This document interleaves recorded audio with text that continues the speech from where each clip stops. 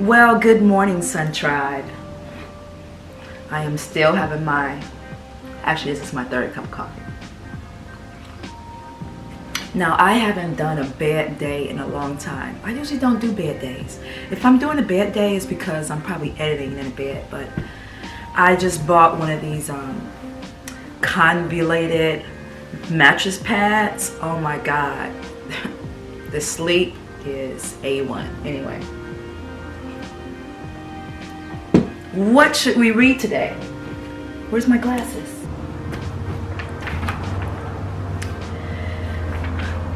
This is from this thing called You. I have no book cover because this is like my favorite book. This is the third time I've had this book. I gave away the first one. The second one actually tore up because I used to read it in the bathtub all the time. And the pages were all over the place. The second one I gave up, and the third one, well, this is the third one. So I love this particular book because it has, like, every time I read it, I get a different perspective. I get a different, I get a different perspective. I get a different,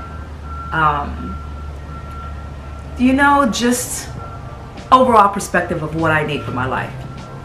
Just to say it plainly. So I'm just gonna read something. Chapter 8. Yeah, let's do chapter 8. Let's read something a little shorter that has I'm gonna read something that has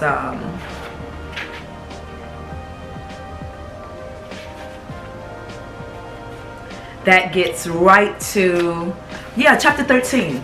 Let's read something that gets right to a affirmation. I'm not going to read the whole book, but I'll read a little bit of it. You know that life cannot withhold itself from you. All that life is and has is fully given to you to enjoy. The life of God is perfect and eternal. It is the essence of everything that is. Life is God's gift to you. It is always ready to manifest itself through you in its entire fullness. You are a self-choosing mind in a divinity which permeates everything. You are always in the midst of life, a life that lives eternally and lives through you now. Therefore, you need not be disturbed by the passage of time, the movement around you, nor the variations of experience through which you go. There is something within you that remains unmovable, that always speaks directly to you, saying, "Be still and know that I am God." You say this: consciously, I draw upon the life that is mine.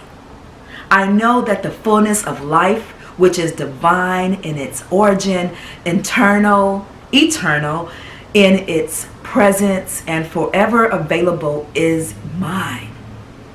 The life of the eternal spirit is my life. The infinite riches of its being are mine to enjoy. The vitality, the wisdom, and the peace of God are mine. I accept them in fullness, in joy, and in peace. Wasn't that great? And it goes on to say, you are part of the universal mind, one with the universal substance. You live, move, and have your being in pure spirit. All the wealth, the power, and the goodness of this spirit exists at the center of your being. You experience this good in such a degree as you accept it, believe it, and feel it. I feel it. You feel it? Do you feel it?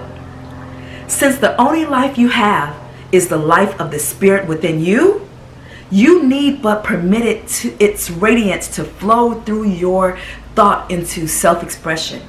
You are surrounded by a dynamic force, a great surge of living power. You are immersed in and saturated with the vital essence of life. Its presence permeates everything, binding all together in one complete whole. As you enter into life, feeling the divine presence in everything, more and more, you will hear a song of joy singing at the center of your being. You have only to be still and listen to this song, for it is always there.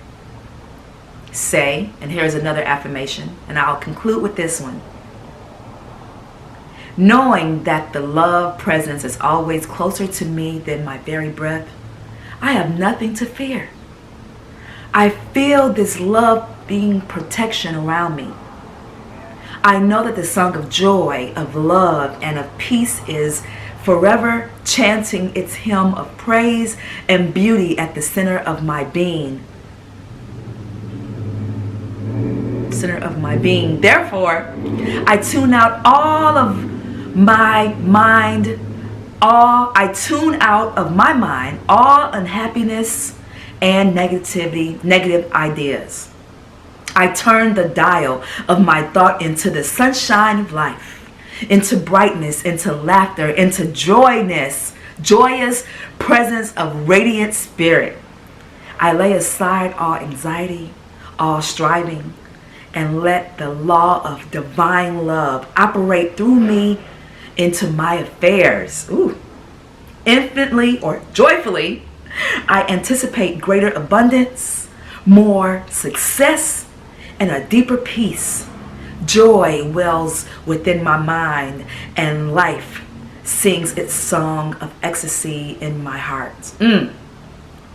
Now it says, I'll just read a little bit. The Chinese sage says that Tao, meaning spirit, produces everything, nourishes everything, and maintains everything.